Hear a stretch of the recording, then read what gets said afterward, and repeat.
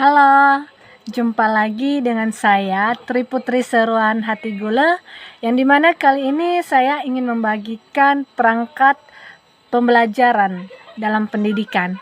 Nah, langsung saja kita saksikan belajar bersama-sama. silabus. Ini harus ada nama sekolahnya, nama dosen, NIDN, program studi, mata kuliah, bobot, semester, tempat pertemuan, dan standar kompetensinya. Itu mahasiswa dapat menerapkan dan menjelaskan teori-teori belajar pendidikan agama Kristen dalam kegiatan pembelajaran kebutuhan sehari-hari. Dalam silabus harus ada kompetensi dasarnya, indikator, pengalaman belajar, materi pokok, alokasi waktu, sumber bahan, penilaian.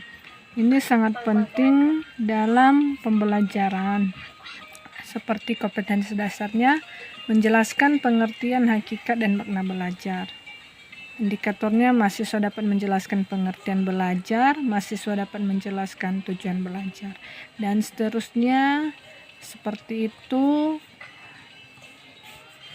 sehingga ini menjadi tujuan dalam proses belajar mengajar. Harus ada kontrak perkuliahan seperti ini, ada nama sekolahnya juga, nama dosennya, NIDN, program studi, mata kuliah, bobot, semester, hari pertemuan, tempat pertemuan.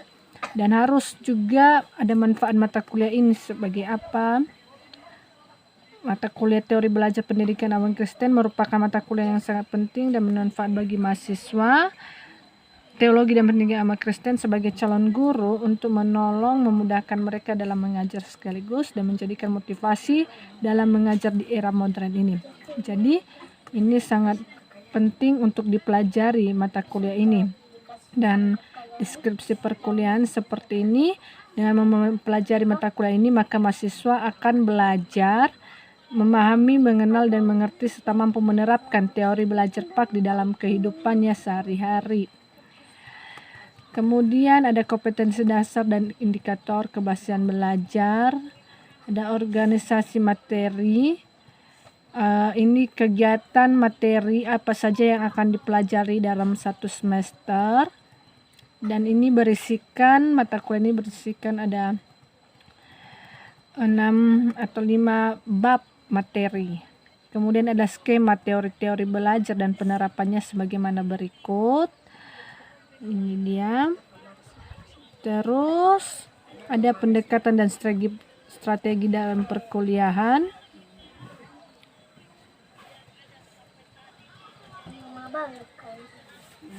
Materi dan bacaan perkuliahan itu juga harus ada, dari mana buku-bukunya, sumbernya.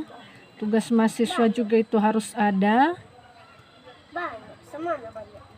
serta nilainya seperti apa, dan jadwal perkuliahan.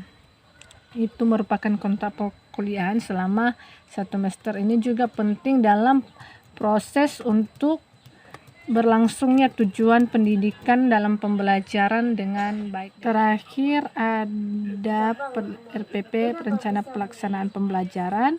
Seperti tadi juga harus ada nama sekolah, nama dosen, NIDN, program studi, mata kuliah, bobot, semester, tempat pertemuan, standar, dan kompetensi dasar.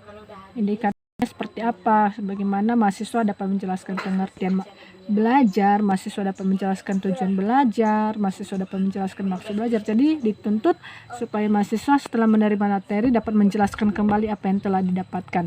Seperti ini. Ini juga proses pembelajaran selama masuk dalam kelas, ada pendahuluannya, kegiatan belajarnya seperti apa, dalam pembukaan, dalam proses belajar, dalam penutupan juga seperti itu. Bagaimana harus diawali dan ditutup dengan doa, dan memberi tugas, dan dosen juga memberikan tugas kepada mahasiswa. Dan ditahu juga bahwa harus ada alat media apa, metode apa dalam proses belajar mengajar, sumber perkuliahannya itu dari mana. Jadi itu yang dapat saya bagikan untuk beberapa kepada kita tentang silabus, kontrak perkuliahan itu sama RPP ini sangat penting dalam memajukan proses pembelajaran dalam kelas, terlebih dalam mencapai tujuan pembelajaran itu sendiri.